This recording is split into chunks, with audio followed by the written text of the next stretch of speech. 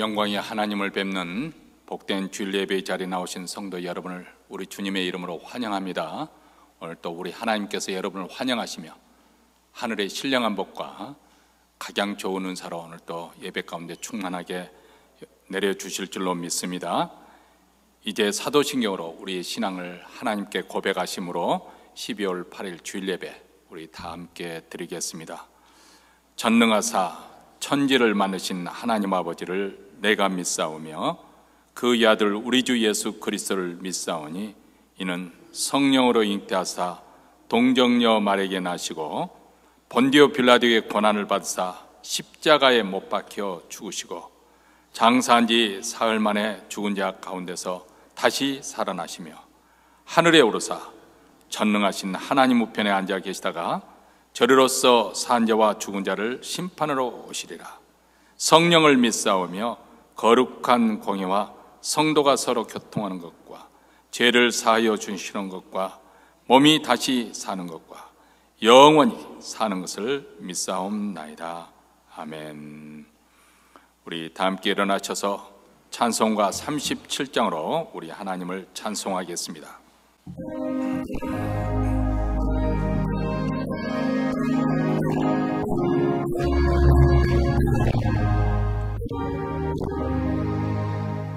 주 예수 이름 높이여 다 찬양하여라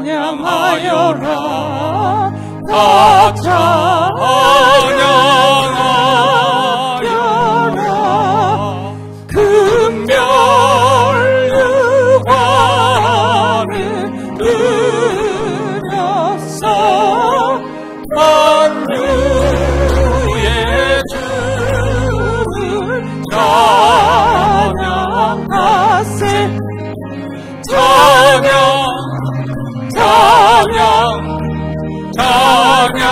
만유의 주 찬양 주 예수 강한 고난을 못 잊을 죄이나 못 잊을 죄이나 내 귀한 복에 앉아서 만유의 주를 찬양하세 찬양 만유의 주 찬양 이 지구 위에 거하는 온 지파 족속들 온 지파 족속들 그 크신 위엄 높여서 만유의 주를 찬양하세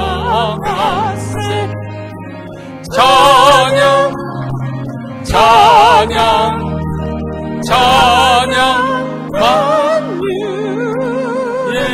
주 찬양 주 믿는 성도가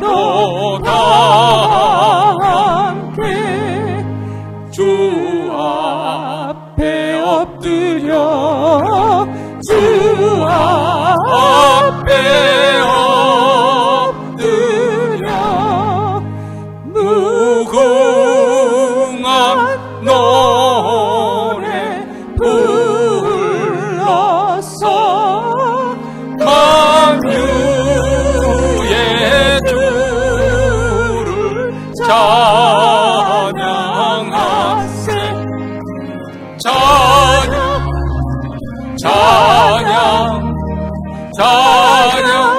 만유의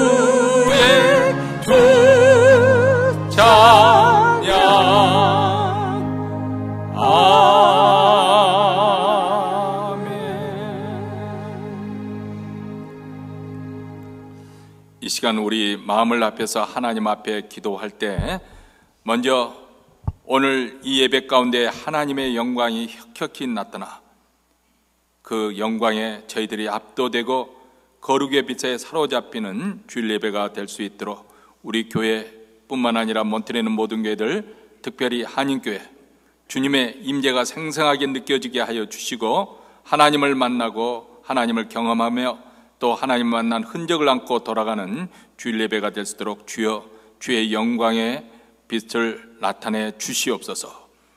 이렇게 주님의 영광을 구하는 기도를 드리고, 두 번째로는 지금 현재 위기를 만난 대한민국을 위해서 기도하십시다.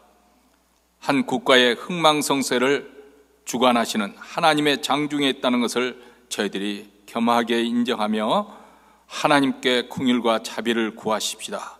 특별히 하나님을 믿는 백성들이 이런 비상한 시국에 각성하며 깨어일어나 전심으로 하나님의 얼굴을 구하고 또 그동안 교만했던 모든 죄에서 돌이키며 하나님의 도우심을, 이 위기를 잘 극복해 갈 수 있도록 대한민국을 위해서 기도하십시다.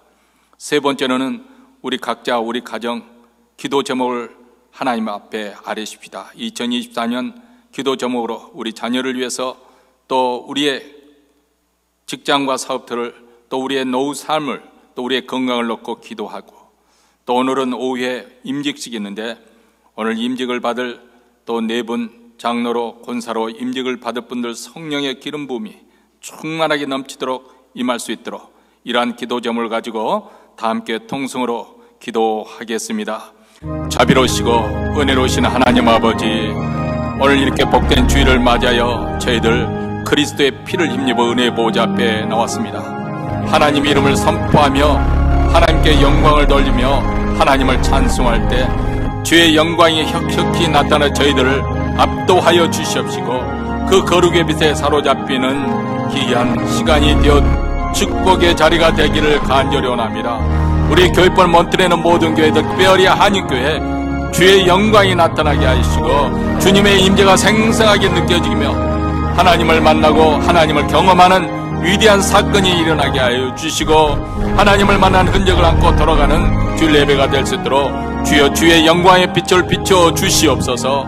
자비로우시고 은혜로우신 우리 하나님 아버지, 지금 대한민국은 위기 가운데 있습니다. 어려운 국면에 들어가고 있는 대한민국을 불쌍히 여겨 주시옵기를 간절히 원하고 기도합니다. 자비로우시고 은혜로우신 우리 하나님, 하나님의 장중에 한 민족과 한 국가의 흥망성쇠가 붙잡혀 있는 줄 아는 우리 믿는 자들의 겸허하게 마음을 낮추며 하나님의 얼굴을 구하고 하나님의 자비하심을 호소하는 귀한 시간이 되게 하시고, 그동안 아버지 하나며 부유하게 되어 교만했던 모든 죄악에서 호사했던 모든 죄악으로부터 돌이키며 전심으로 하나님을 찾으며 하나님의 얼굴을 구하는 귀한 백성들로 주님 다시 한번 돌이키는 귀한 역사가 있게 하시고 이 위기를 다시 한번 잘 극복해 갈 수 있도록 우리 하나님 대한민국을 다시 한번 불쌍히 여겨 주셨기를 간절히 원합니다. 자비로우시고 은혜로우신 우리 하나님 아버지, 오늘 이 시간에도 아버지 하나님 2024년 한 해 동안 저희들의 하나님 앞에 기도 제목으로 삼았던 우리 가정의 기도 제목을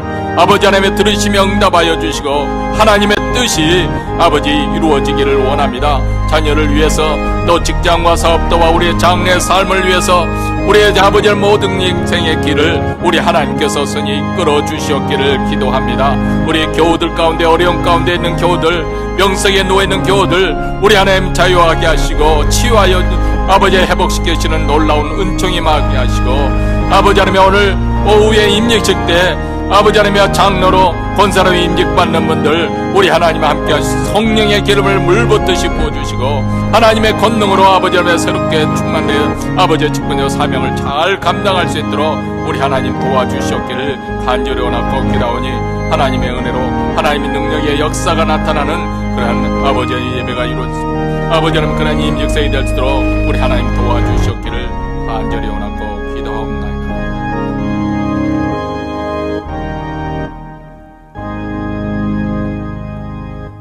하늘에 계신 우리 아버지여, 이름이 거룩히 여김을 받으시오며 나라의 임하옵시며 뜻이 하늘에서 이룬 것 같이 땅에서도 이루어지이다. 오늘날 우리에게 일용한 양식을 주옵시고 우리가 우리에게 죄진 자를 사하여 준 것 같이 우리 죄를 사하여 주옵시고 우리를 시험에 들게 하지 마옵시고 다만 악에서 구하옵소서. 대개 나라와 권세와 영광이 아버지께 영원히 싸움나이다. 아멘. 하나님 말씀 보겠습니다. 하나님 말씀은 고린도 후서 4장 1절부터 6절 말씀 우리 다 같이 합독하도록 하겠습니다. 이러함으로 우리가 이 직분을 받아 궁휼하심을 입은 대로 낙심하지 아니하고 이에 숨은 부끄러운 일을 버리고 계율 가운데 행하지 아니하며 하나님의 말씀을 혼잡게 아니하고 오직 진리를 나타내므로 하나님 앞에서 각 사람의 양심에 대하여 스스로 청구하노라. 만일 우리 복음이 가리웠으면 망하는 자들에게나 가리운 것이라. 그 중에 이 세상 신이 믿지 아니하는 자들의 마음을 혼미케 하여 그리스도의 영광의 복음의 광채가 비치지 못하게 함이니 그리스도는 하나님의 형상이니라. 우리가 우리를 전파하는 것이 아니라 오직 그리스도 예수의 주 되신 것과 또 예수를 위하여 우리가 너희의 종된 것을 전파함이라. 어두운 데서 빛이 비추라 하시던 그 하나님께서 예수 그리스도의 얼굴에는 하나님의 영광을 아는 빛을 우리 마음에 비추셨느니라. 아멘. 이미 광고 말씀드린 것처럼 오늘 오후에 장로 권사 임직식을 갖습니다. 임직 받으시는 분에게 우리가 축하의 말씀을 드립니다. 사람이 기쁜 일이 있으면 함께 즐거워하고 또 슬픈 일이 있으면 함께 위해서 울어주는 것이 좋다고 성경에서 말씀을 하고 있습니다. 근데 슬픈 일을 만나면 함께 위로하면서 슬퍼해 주는 것은 어떻게 보면 더 쉬울 것 같아요. 근데 좋은 일이 있을 때 축하해 준다는 것은 간단할 것 같은데 쉽지 않은 그런 경우가 있어요. 지금 한국 같은 경우는 입시철이지 않습니까? 또 미국에서도 이제 입학 원서를 내고 그렇습니다. 그러면 여기저기서 뭐 어디 학교에 합격했느냐 하는 그렇지 않습니까? 그때 눈치 없이 뭐 우리 아들, 우리 딸 어느 대학교 합격했어요. 그 대학교 원하던 그 대학교면 얼마나 기쁩니까? 부모 마음으로서는 자식이 잘 되는 것보다 돈을 많이 버는 것보다 더 기쁜 것이 그것 아니겠어요? 기쁨으로 그렇게 자랑을 하면은 참 눈치 없다고 구박을 받습니다. 왜냐하면 다른 사람들은 지금 숨죽이고 되나 안 되나 아니면 떨어졌다는 소식을 들은 사람은 초상집이 되는 거거든요. 그러니까 이게 축하해 준다는 거 이게 쉬운 일이 아닌 거예요. 그런 상황에서 축하를 어떻게 해준다는 건 쉬운 일이 아닌데 어쨌든 교회에서는 이 임직 받는 게 굉장히 축하할 만한 일인 것만은 분명한 사실입니다. 물론 그렇다고 해서 뭐 세상에서 명예를 얻는 것도 아니고 또 이를 통해서 무슨 금전적인 혜택을 입는 것도 아닙니다. 오히려 눈물과 기도로서 하나님을 섬기고 열과 성을 다해서 교회를 섬기는 그런 자리이기 때문에 아주 무거운 책임을 안게 되는 자리입니다. 그러나 동시에 하나님으로부터 부르심을 받아 직분을 얻는 그런 자리이기 때문에 또 아주 영광스러운 자리이기도 합니다. 이것은 마치 예수님의 십자가에 매달리신 십자가의 자리와도 같습니다. 물론 그와 비교하기가 좀 부끄러운 일이기는 하지만은 그런 성격이라고 저는 생각합니다. 어떻게 보면 십자가의 자는 세상 사람들 눈에 볼 때는 가장 부끄럽고 수치스럽고 실패고 무능한 것을 상징해 주는 그런 자리 아닙니까? 여러분 우리 기독 개신교에서는 십자가상 이렇게 나무로 열 십자를 이렇게 만들지만은 가톨릭을 보면 예수님의 십자가에 매달린 것을 조각해서 이렇게 만듭니다. 거기에 보면은 우리가 성경이 기록에 의하면 예수님의 겉옷은 찢어가지고 서로 나누고 그 당시는 옷이 굉장히 귀했던 시절이지 않습니까? 그리고 속옷은 통으로 가위바위보 해서 이긴 자가 갖는 그런 장면이 나옵니다. 그 말은 무슨 말이냐면 예수님께서 십자가에 매달릴 때 완전히 네키드, 벌거벗은 채로 인간의 최소한의 자존심마저도 다 빼앗기고 그런 채로 십자가에 매달리신 거예요. 가톨릭계에서 만드는 그 십자가상은 이렇게 적당히 가려가면서 이렇게 상을 만들잖아요. 그런데 실상 그렇지 않은 거예요. 가장 고통스럽고 또 비참한 수치스러운 자리입니다. 하지만은 그 십자가의 자리야말로 우리 주님이 메고 싶어 했던, 감당하고 싶어 했던 가장 영광스러운 자리였습니다. 십자가를 매기 불과 몇 시간 전에 예수님께서 대제사장의 기도를 하나님께 드렸는데, 아버지여 때가 이르렀사오니 아들을 영화롭게 하사 하나님께 영화롭게 하옵소서. 이 말이 뜻이 무슨 말이냐면, 예수님은 십자가의 자리가 아들을 영화롭게 하는, 본인이 영광을 얻는 그런 자리로 본 거예요. 그리고 그것을 통해서 하나님께 영광을 돌리겠다. 왜냐하면 바로 그 십자가를 통해서 우리 하나님이 우리 죄인들을 얼마나 사랑하시는가, 우리 하나님의 존재됨을 나타내고 우리 하나님의 거룩한 성품을 보여주는 거거든요.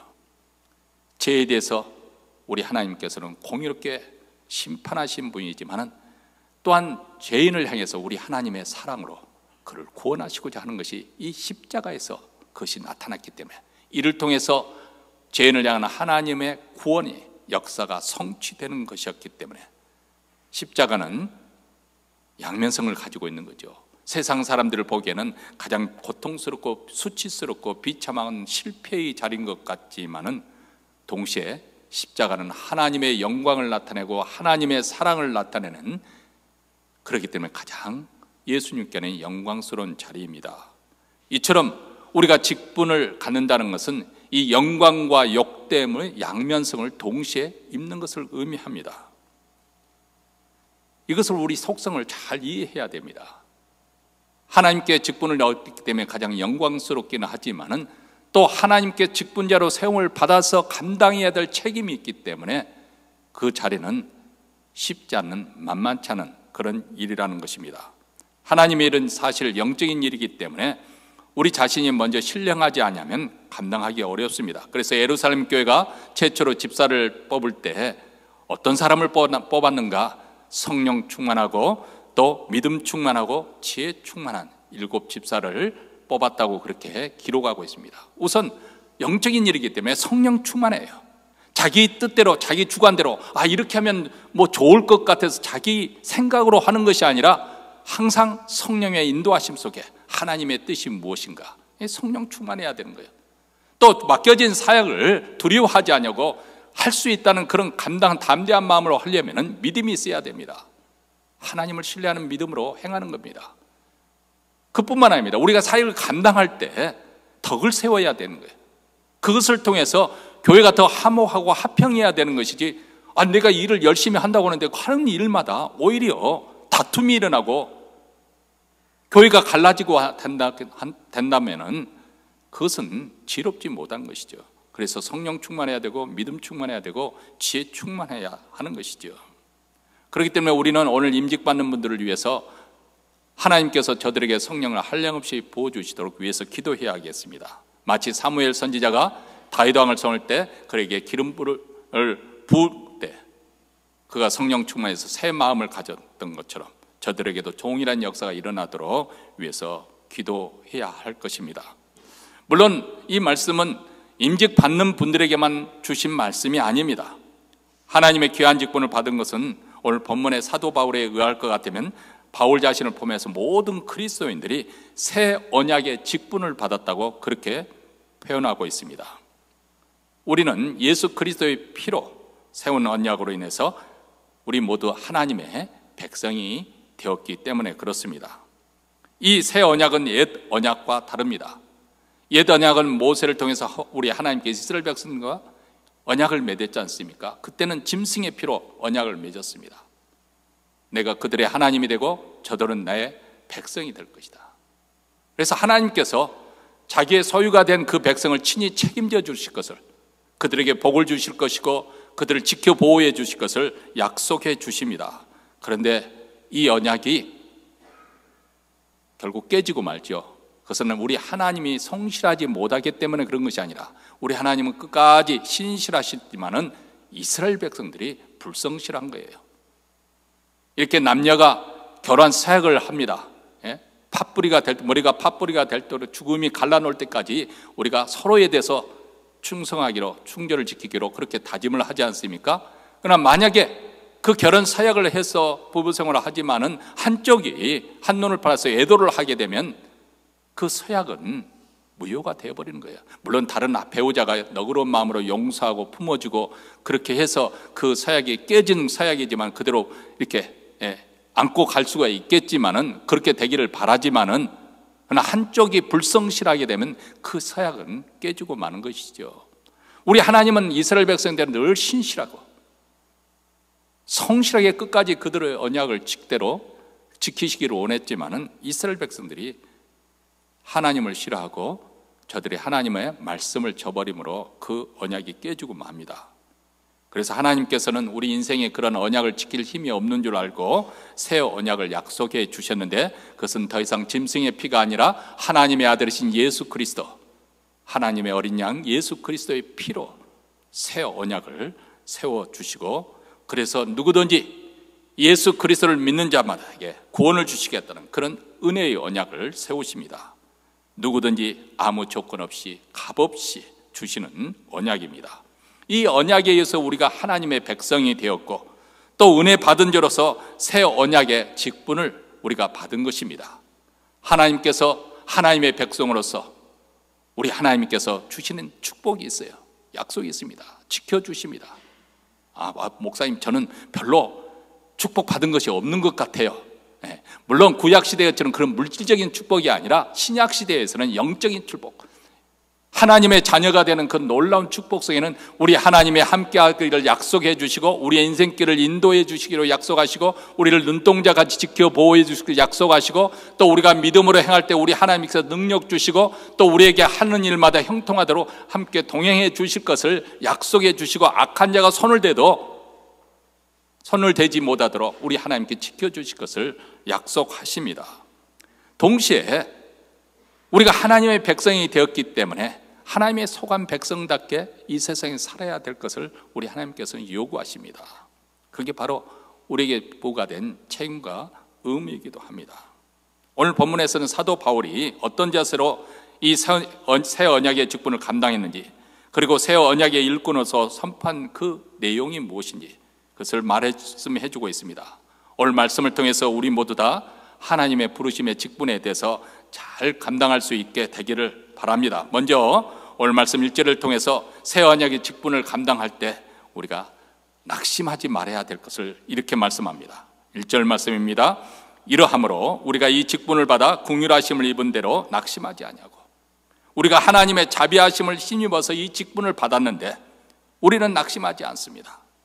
여러분, 사도행전 9장에 보면 기독교 역사의 한 획을 긋는 중요한 사건이 기록되어 있습니다. 그것은 사울이라는 청년이 회심하는 장면이죠. 이웃나라 도시 다메섹에 가는 길에서 영광의 주님, 부활하신 주님을 만나는 사건입니다. 정오보다도 한낮 정오인데 그 정오의 햇빛보다 더 밝은 빛이 그에게 나타나서 사울을 이렇게 비추었어. 그 자리에서 사울이 그 영광의 빛에 쓰러지고 말았습니다. 그때 하늘로부터 소리가 들렸는데, 사울아 사울아 내가 어찌하여 나를 핍박하느냐. 나는 내가 핍박하는 예수니라. 여러분, 지금 사울이 그 중동의 뜨거운 태양빛에 의해서 정신이 혼미해서 왔다 갔다 헷갈려서 그런 것이 아닙니다.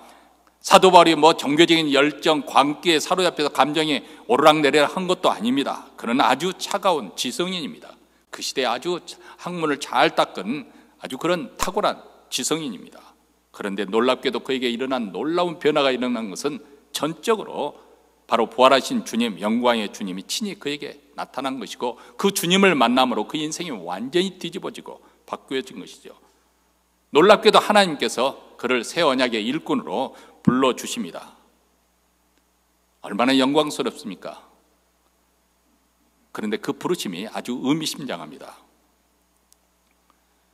다메섹에는 제자 아나니아라는 사람에게 주님이 나타나셔서 지금 사울이라는 청년이 지금 사흘째 금식하면서 기다리고 있는데 너는 가서 그에게 안수해서 눈을 뜨게 하라. 그렇게 주님께서 말씀하니까, 아니 그가 그동안 교회에 얼마나 큰 해악을 끼쳤는데 우리 주님께서 그를 일꾼으로 삼으십니까?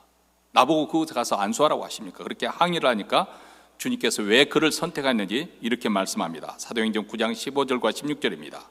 주께서 가라사대 가라, 이 사람은 내 이름을 이방인과 임금들과 이스라엘 자손들 앞에 전하기 위하여 택한 나의 그릇이라. 그가 내 이름을 위하여 해를 얼마나 받아야 할 것을 내가 그에게 보이리라 하시니.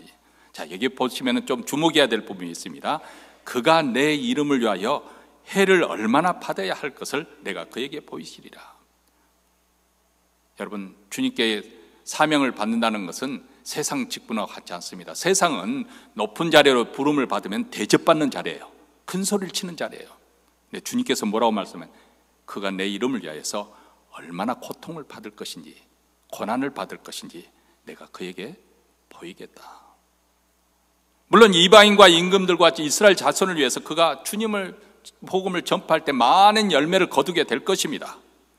하나님의 함께 하신 것 혁혁하게 나타나므로 교회가 세워지고 복음이 전파될 것입니다. 그런데 동시에 그에게 고난이 많이 받아야 할 것을 보이겠다고 말씀합니다. 사실 그는 가는 곳마다 유대인들이 들고 일어나서 그를 죽이고자 하는 사람들이 많이 생겼습니다.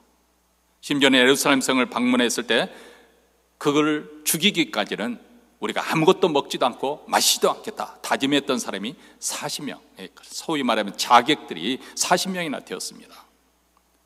가는 곳마다 사람들을 미혹하고 소유를 일으키는 이단의 개소라는 비방을 받고 또 고소를 당고 나중에는 결국 제수의 신분으로 로마로 끌려가는 그런 상황이 되어집니다. 자, 이런 일들이 벌어지면 그 또한 인간이기 때문에 좌절하지 않겠어요? 낙심할 법도 합니다. 그런데 사도 바울은 낙심하지 않겠다. 왜냐하면 그때마다 영광의 직분자로 불러주신 우리 주님을 바라보고 주님을 힘있게 의지하였기 때문에, 그리고 그런 어려운 고비를 만날 때마다 친히 우리 주님께서 나타나셔서 그를 격려해 주셨기 때문에 그렇습니다. 우리가 사도행전을 계속 읽어보면 2차 선교 여행 때 그가 이제 빌립보를 거쳐서 데살로니가를 거쳐서 계속해서 쫓기고 이제 가는 곳마다 복음이 전해지지만 또 반대하는 사람들에 의해서 쫓겨서 아덴에 가서 복음을 전했는데 별로 열매가 없어서 신통하지 않았습니다.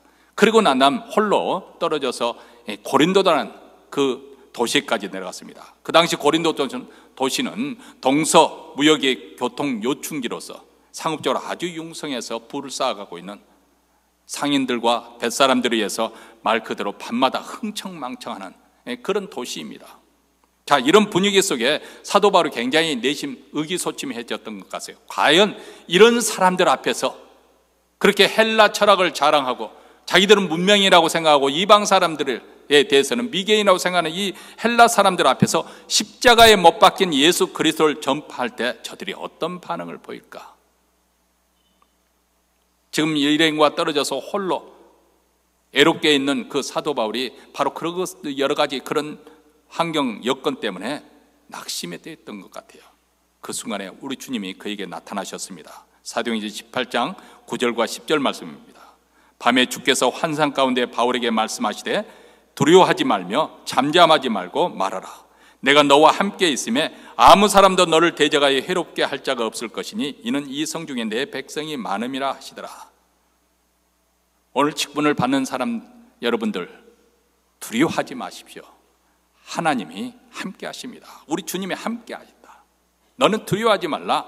아무도 너를 해롭게 할 자가 없느니라. 너는 복음을 힘있게 전파라. 왜냐하면 이 성중에도 이 몬트리 안에도 구원받아야 될 하나님의 백성들이 많이 있기 때문에 그렇다. 바로 이 말씀에 힘입어서 사도 바울이 1년 6개월 동안 이 고린도 도시에서 하나님의 말씀을 담대히 선포하고 가르쳤습니다. 그리고 고린도 교회가 세워지게 되고 그 고린도 도시를 중심으로 한 그 아가야 지방에 하나님 말씀이 아주 편만하게 전파되어서 많은 사람들이 주께로 돌아오는 역사가 일어났습니다. 만약 그가 낙심해서 절망해서 그만 거기서 돌아섰다고 한다면 어떻게 그 수많은 영혼 구원이 이루어졌겠습니까? 여러분, 우리가 선한 일을 할 때 어려운 일을 만나게 되면 쉽게 좌절하기가 쉽습니다. 일이 잘 풀리지 않을 때 실망하게 되고요, 감당하기 힘든 일이 연속적으로 엄습을 하면 자신의 한계를 느끼며 좌절을 하지요. 또 사람들로부터 애매하게 비난이나 오해를 받을 때, 심지어는 핍박이나 조롱을 받을 때 낙담하기 쉽습니다. 또 신앙생활을 하지만은 눈에 보이는 열매가 그렇게 쉽사리 맺히지 않을 때 낙심을 하지요. 여러분, 우리가 직분자를 받아서 한다는 것은 어떻게 보면 총대를 매는 것이거든요. 사실로 교회 일을 하다가 보면은 누가 앞장서 해야 될지 쭈삣쭈삣 할 때가 있습니다. 그래서 교회에서 그런 것을 없애기 위해서 질서 있게 일을 효과적으로 하기 위해서 직분자를 세우는 거죠. 그러나 그 직분을 감당할 때 모든 사람에게 다 환영받는 것 아니에요. 가령 예를 들어서 부엌에서 봉사를 할 때 이게 입맛 까다로운 거 한국 사람 이상 더 까다로운 사람이 있을까? 저 개인적인 주관적인 생각입니다. 제 경험에 하면 미국 사람들은 달다, 짜다 이 두 가지 맛밖에 모르는 것 같아요. 내가 너무 단순화시키는지 모르겠습니다. 근데 우리 한국 사람은 얼마나 까다로우냐. 달다, 달콤하다, 매콤하다, 또 맵다, 칼칼하다. 맵고 시고 달고 쓰고 떫고 그 맛을 다 아는 사람들이 우리 한민족 아니에요? 그 사람들 비유 맞추는 얼마나 쉽지 않습니다. 그러다 보니까 부엌 일을 하다 보면, 친교하다 보면 이렇게 짜게 했느냐, 이렇게 싱겁게 했느냐, 이 말에 그런 말 듣다 보면 사실 수고는 했지만은 그런 말을 조금 실망이 될 때가 있죠. 내가 구태여 이렇게까지 해야 될 필요가 있는가? 이렇게까지 신앙생활을 할 필요가 있겠는가? 선한 일을 하다 중도에서 포기하는 그런 경우가 생길 수 있다는 것입니다. 그러나 우리 주님께서 우리가 포기하지 않고 낭망하지 않고 주의 일에 충성되게 하면은 친히 하나님이 열매를 맺게 하시겠다. 그래서 갈라디아서 6장 9절에도 우리가 선을 행하되 낙심하지 말지니 피곤하지 아니하면 때가 이름에 거두리라. 주의 일을 하다가 실망하거나 낙심하지 맙시다. 때가 되면 주께서 거두겠다 말씀합니다. 또 사랑하는 성도 여러분들도 또 그렇게 하면 같이 거들어주고 또 칭찬해주고 격려해 주십니다. 두 번째로는 새 언약의 직분자로서 부끄러운 일을 버리고 진리대로 살라고 그렇게 말씀합니다. 여러분, 우리가 하나님의 진리를 알지 못할 때, 영적 무지 가운데 있었을 때는 이 세상의 신 사단이 역사에서 그 마음을 어둡게 하기 때문에 뭐가 옳은지 푸른지 시시비비를 잘 가리지 못하고 살 수가 있습니다. 그리고 마음이 어두워버리는 것은 영적 소경이 된다는 건데, 대체적으로 세상 지식이나 물질에 대한 욕심, 육신의 정욕 이런 것들이 사로잡히게 되면 우리가 영적 분별력을 상실하게 되는 거지요. 바로 이렇게 영적 소경이 돼서 영적 일을 볼 때는 정말 한심하게 보이죠. 그때는 우리가 정말 예수 믿기 전에는 누가 복음을 전하면 참 어리석게 느껴지는 거 아니겠어요? 재미없고 답답하고 느껴지고 그렇게 하는 사람이 정말 안타깝게 느껴질 줄 그런 생각을 가졌죠. 그렇기 때문에 그 사람들이 복음을 거부하는 것이죠. 왜냐하면 그들의 눈에는 정말 어리석고 또 가치 없고 또 시대에 뒤진 그런 것으로 보이기 때문에 오늘 말씀 4절에 이렇게 말합니다. 그 중에 이 세상 신이, 그것은 사단을 말합니다. 사단, 마귀, 이 세상 신이 믿지 아니하는 자들의 마음을 혼미케하여 그리스도의 영광의 복음의 광채가 비치지 못하게 하미니 그리스도는 하나님의 형상이니라. 이렇게 말합니다. 영적인 어둠 속에 있기 때문에 예수 그리스도의 영광, 그 얼굴에 비치는 그 하나님의 영광을 보지 못한다는 겁니다.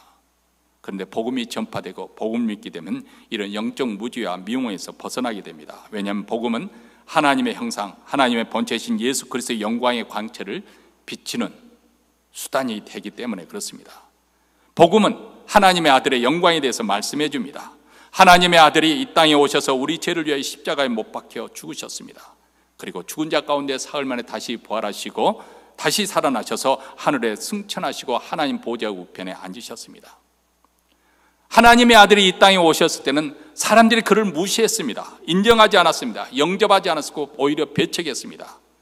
그런데 이제 복음이 전파될 때 복음의 빛이 비치니까 예수 그리스도의 영광을 보게 되었다. 그분이 하나님의 아들이신 것을 믿게 되었다고 그렇게 말합니다. 바로 어느 날 그런 현상이 우리 안에, 그런 변화가 우리 안에 일어나게 될 것입니다. 그것은 복음의 빛이 우리의 어두운 마음에 비춰져서 우리로 하여금 그분의 영광을 보게 하기 때문에 그렇습니다. 그래서 사도 요한이 외쳤던 것처럼 우리도 감격가 이렇게 외치지 않을 수가 없는 거죠. 말씀이 육신이 되어 우리 가운데 거하심에 우리가 그 영광을 보니 아버지의 독생자의 영광이요 은혜와 진리가 충만하더라. 예수님을 3년 동안 추종했던 그 제자가 성령의 감동에 의해서 이렇게 고백을 하는 거예요. 우리가 똑같은 성경을 가지고 우리가 똑같은 육신의 모양을 가지고 오셨던 우리가 선생이라고 추정했던 그 예수 그리스도 그분이 하나님의 아들, 여기서 하나님의 아들이라는 말은 성자 하나님, 본래 예수 그리스도께서 성자 하나님으로 가졌던 그 영광, 하나님의 가지신 그 영광을 보게 되었고 그분에게서 은혜와 진리가 충만하더라.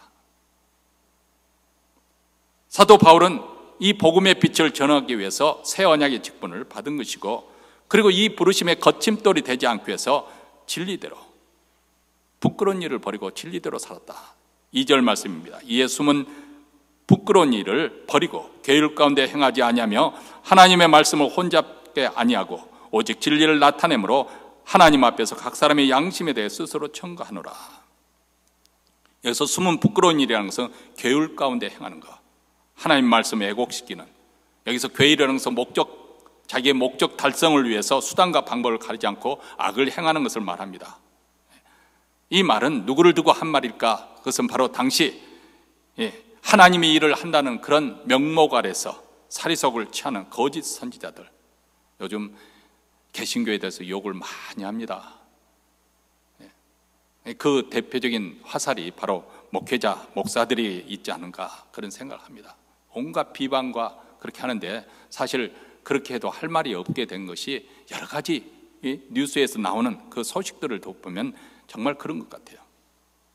하나님이 일을 한다는 명목으로 온갖 명예를 다 취하고 온갖 부를 다 누리고 있는 그것 때문에, 겉으로 볼 때는 하나님이 일을 한다고 하지만 실상은 자기 욕심, 자기 욕망.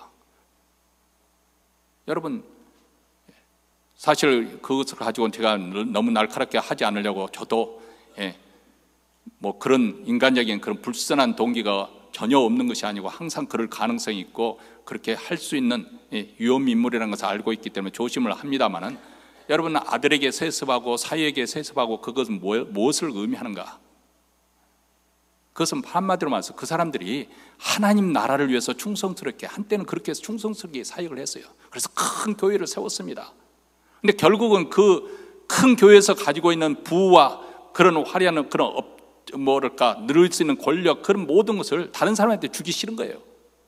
자기 아들한테 주고 싶은 거예요. 결론적으로 뭐냐면 저들은 하나님 나라를 위해서 수고한 사람들이 아니고 결국은 자기 왕국을 세운 사람들이구나. 겉으로는 하나님 일을 한다고 했지만은 결국 자기 욕심과 욕망을 채우는 불순한 동기를 가지고 있고, 바로 이것으로 인해서 하나님의 복음이 방해를 받고 하나님의 영이 가려진다는 거예요. 여기에 사도 바울이 숨은 부끄러운 일을 버리고 계율대로 행하지 않냐고, 어떤 일을 취하지 않고 아니면 자기 이름이나 명예를 취하지 않고 순수하게 하나님의 영광을 위해서, 그래서 자기 삶으로 해서 복음이 방해받지 않도록 하나님 앞에서 각 사람의 양심에 대해 스스로 청구하라. 양심의 거리낌 없는 것. 여러분, 우리 믿는 자에게는 믿음만 되는 것이 아니라 양심도 함께 가야 됩니다. 그래야 증거를 세상에서 증거할 수 있어요.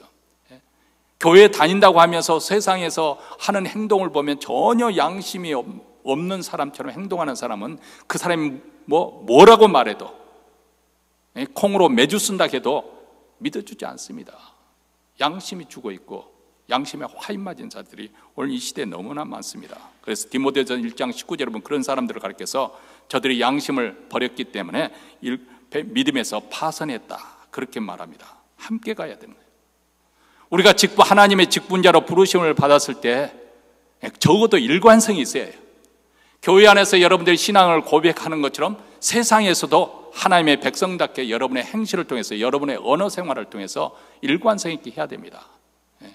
저 같은 경우는 시종 일관 똑같잖아요.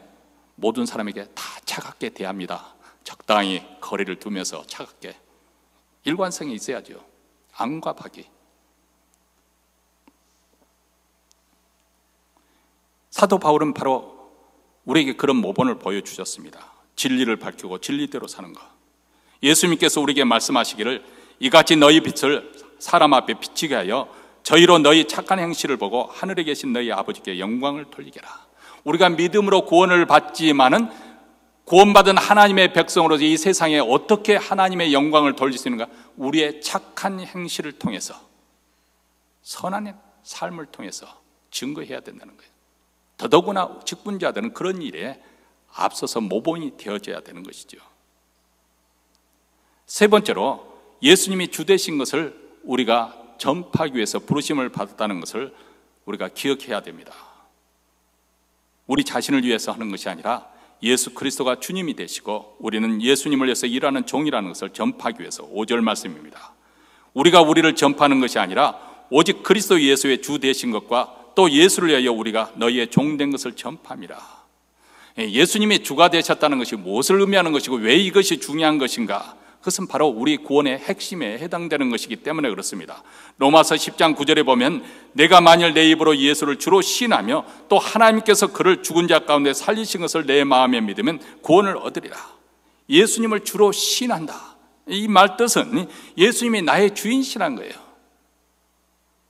지금까지는 내 인생 내가 주인이 되어서 내가 원하는 대로 내가 소원하는 것을 추구하며 살았지만은 이제는 내 뜻보다도 하나님의 뜻에 순복하고 우리 주님의 원하시는 그 말씀에 순종하며 사는 것이 바로 예수님을 주라고 고백한 신앙입니다.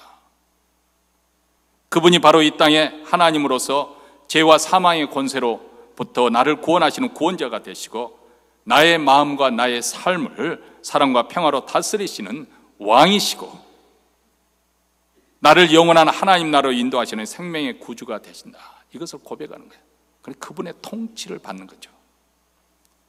그래서 사도행전에 보면 사도들이 전한 메시지의 핵심 중에 바로 하나가 나사렛 예수가 우리의 구주가 되신다. 이것은 오랜 세월 동안 하나님의 사람들 바로 선지자를 통해서 예고되어 왔고 또 약속되어 왔던 또 온 인류가 그렇게 갈망해온 메시아가 바로 예수님이시라는 거예요.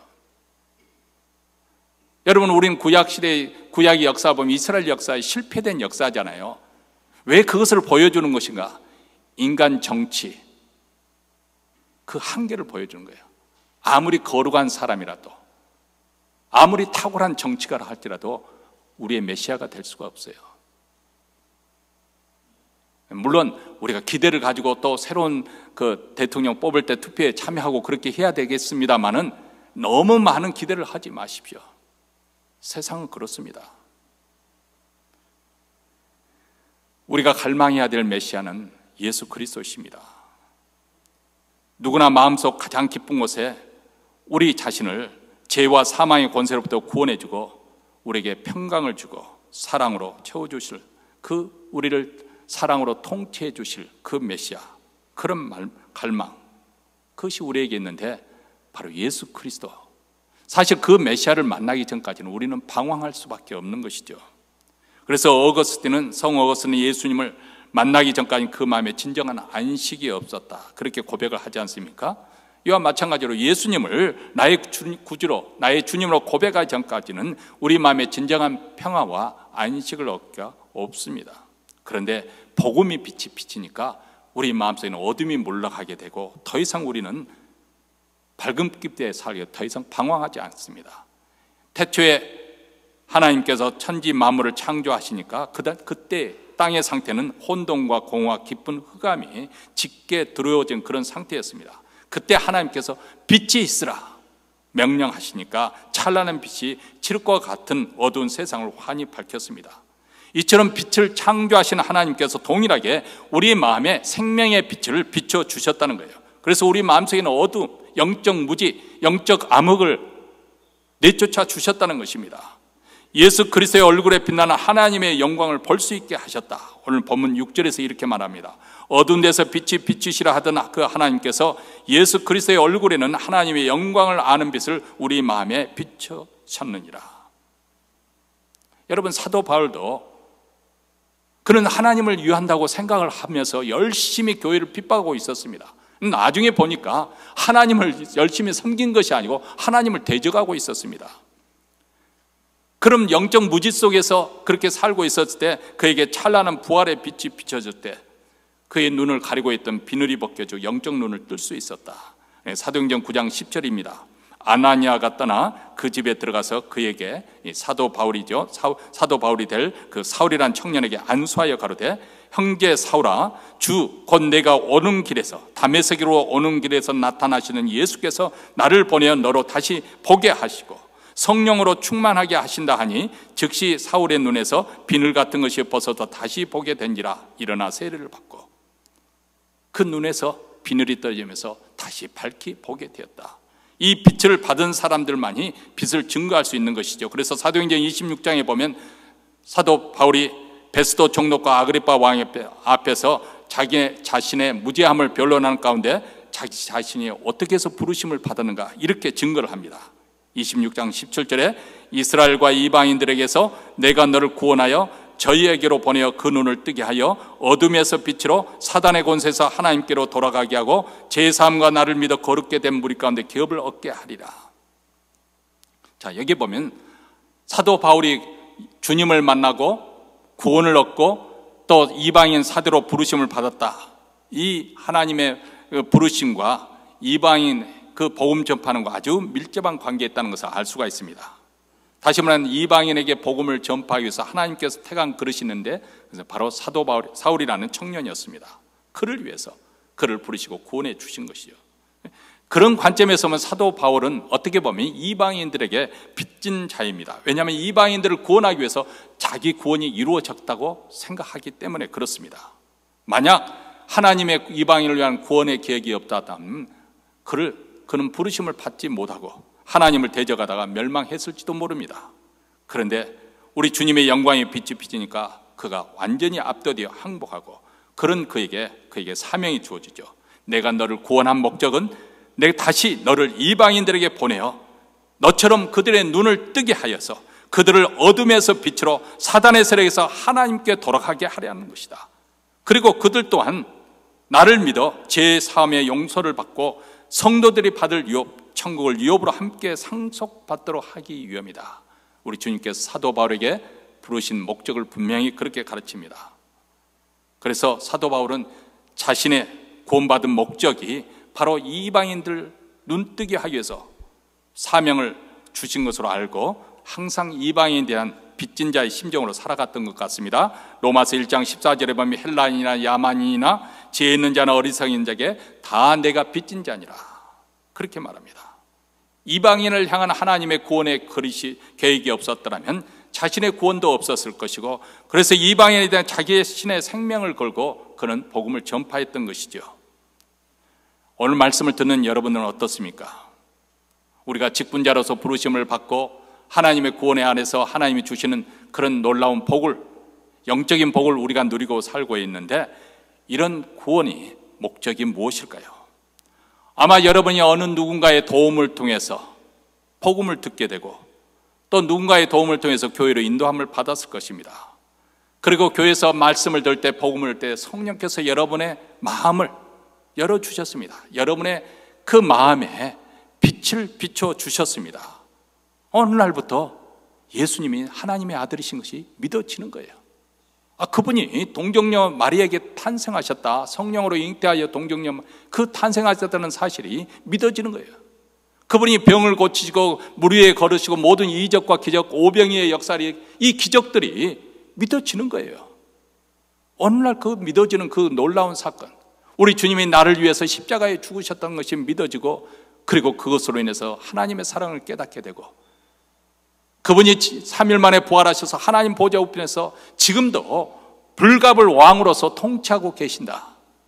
여러분, 이 믿음이 있었기 때문에 초기 기독교인들이 그 콜로세움에 끌려가서도 그들은 찬양을 부르며 찬송하며 기도하며 묵묵히 죽음을 대면할 수 있었던 것이죠.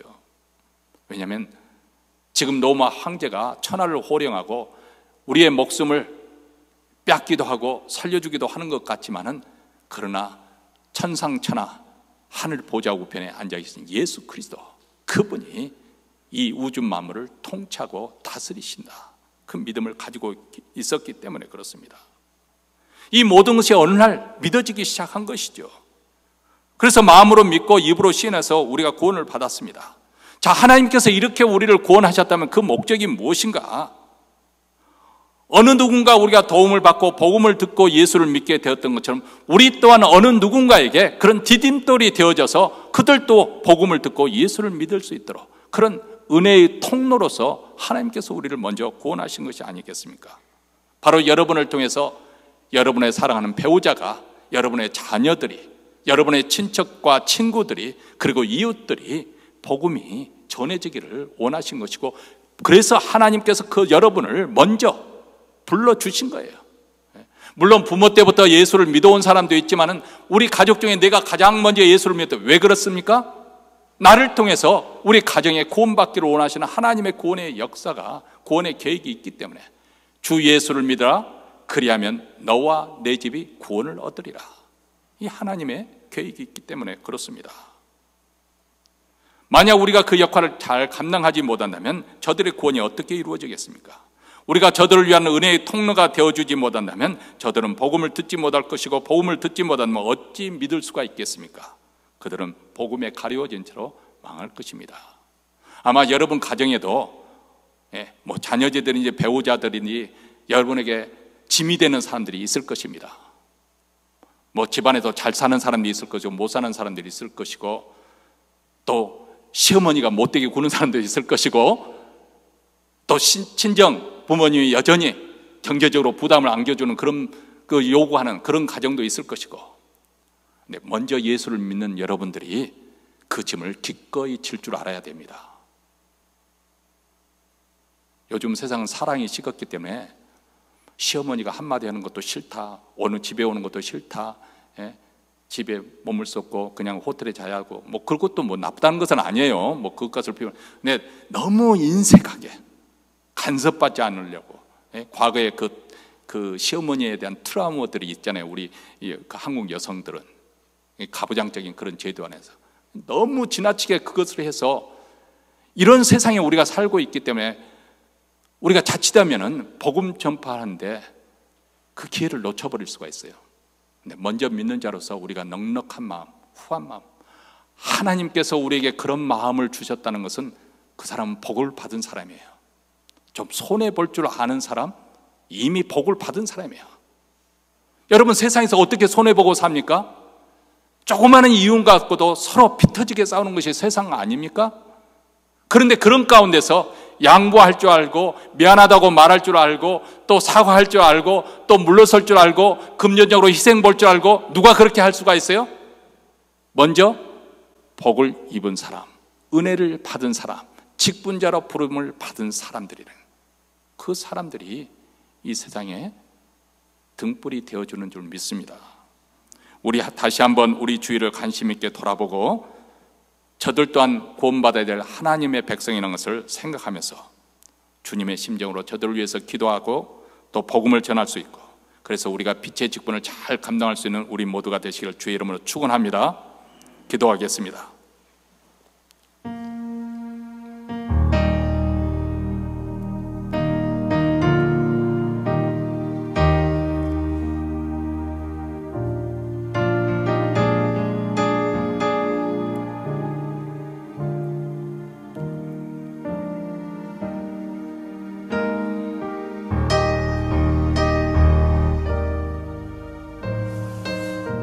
하나님 아버지, 우리가 예수를 믿기 전에는 캄캄한 영적 흑암 속에서 무엇이 진리인지, 우리가 영원한 그 본향을 알지 못한 채로 방황하며 헤매고 세상 정욕대로, 세상 욕심대로 살았고, 그리고 거기서 맺은 열매는 항상 부끄러움의 열매요, 죄의 열매뿐이었습니다. 인생에 의미가 없고 허망하고 낙담할 수밖에 없는 그런 삶을 살았었는데, 우리 주님께서 우리의 어두운 그 마음에 진리빛을 비춰주심으로, 생명의 빛을 비추심으로 어둠을 쫓아주시고 밝은 빛으로 가득 차게 하심으로 우리에게 살 소망을 주시고, 우리에게 약속된 하나님 나라의 그 유업을 허락해 주시며 영생과 구원과 거룩과 지혜, 하늘의 각양 좋은 은사와 복을 내려주셨습니다. 이런 복을 받은 자답게 세상에서 우리가 당당하게 살기를 원합니다. 세상 앞에서 아버지 하나님 우리로 하여금 비굴하지 않게 하여 주시고 또 교만하지도 않게 하여 주시고 겸손하면서도 확신을 가지고 당당하게 복음을 증거하고 전파하는 성도들의 삶이 이루어지게 하옵소서.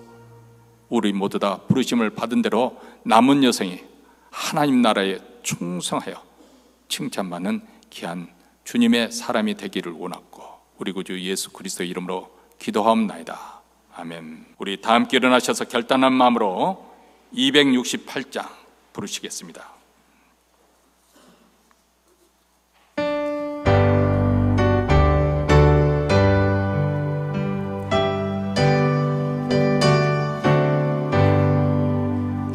온 세상 위하여 나 복음 전하리. 만 백성 모두 나와서 주 말씀 들어라. 죄 중에 빠져서 헤매는 자들아, 주님의 음성 못 듣고